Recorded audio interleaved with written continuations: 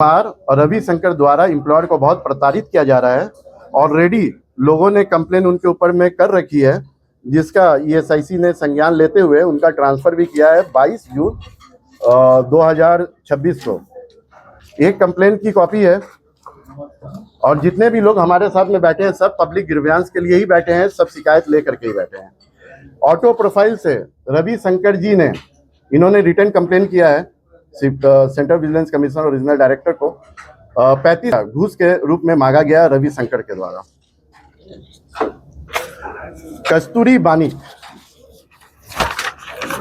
एक करीम city college की lecturer हैं, इनसे मैटरनिटी बेनिफिट के लिए और भी चीज़ों के लिए 4000 का डिमांड किया गया।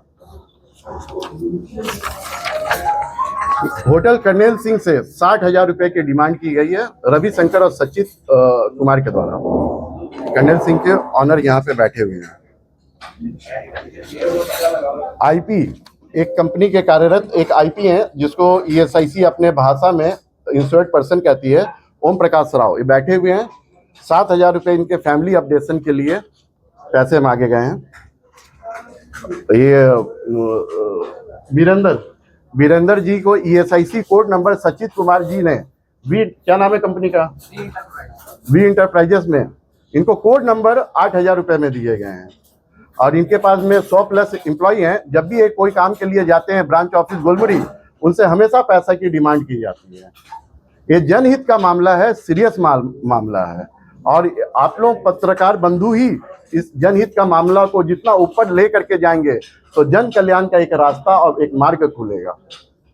और अजय जी हैं माया साड़ी एम्पोरियम से, इनसे नया कोड नंबर के लिए, इनकी कंपनी में 5 लोग हैं, होलसेलर हैं साड़ी के, अजय जी, इनकी कंपनी में 5 लोग हैं। ईएसआईसी का प्रोविजन क्या है, 9 या 10 लोग रहते हैं तो ईएसआईसी सेंट्रल एक्ट 1948 एप्लीकेबल होता है। इनके पास में 5 आदमी हैं और इनसे 15,000 रुपये का मांग किया गया। कितना का मांग किया गया? 15,000 का। सचित कुमार और रविशंकर ये दोनों एक ही साथ ही घूमते हैं। और जब ये मुद्दा में नेशनल लेवल पे central vigilance commission, national human right commission, महिला आयोग, लोकपाल ऑफ इंडिया, लोक आयुक्त झारखंड के सेक्रेटरी को, गवर्नमेंट ऑफ इंडिया के चीफ सेक्रेटरी को जब संज्ञान में दिया, और जब इनको पता चली कि ये सब कंप्लेन के बाद में उनकी ट्रांसफर हुई है, तो उन्होंने रेसिप्रोकेट करने के उद्देश्य से हमारे ऊपर भी फॉल्स एलिगेशन लगा दिए गए। फॉल्स एलिगेशन नंबर 1 कि बीइंग अ प्रोपराइटर, मैं एक कंपनी का प्रोपराइटर हूँ, Keralite project and Infratech services, और भी कंपनी है, ठीक है, उसका मैं डायरेक्टर हूँ।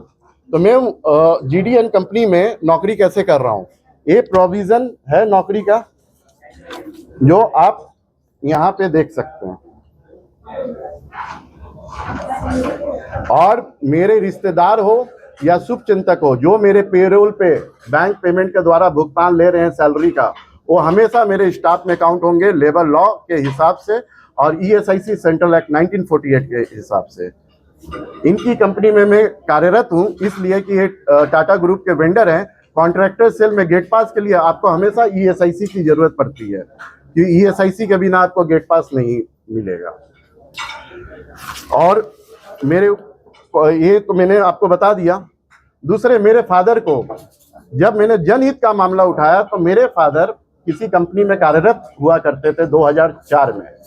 उनके आंख में प्रॉब्लम, तो ईएसआईसी सेंट्रल एक्ट के द्वारा उनको परमानेंट डिसेबल बेनिफिट 20% उनको दिया गया सरकार के द्वारा। Ministry of labour and employment ESIC central act 1948 के अंतर्गत रूल्स और रेगुलेशन के अंतर्गत उनको दिया गया। और 80% अभी उनका ठीक है, तो कार्यरत है एक कंपनी में, जिसके ऊपर भी सचित कुमार ने अनौपचारिक रूप से बयान दे करके चीजों को इस मुद्दे तक, जनहित का मुद्दा को एक व्यक्तिगत मुद्दा बना दिया गया।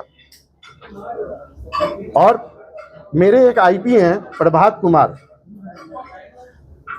कुमार, मेरे एक आईपी है प्रभात कुमार।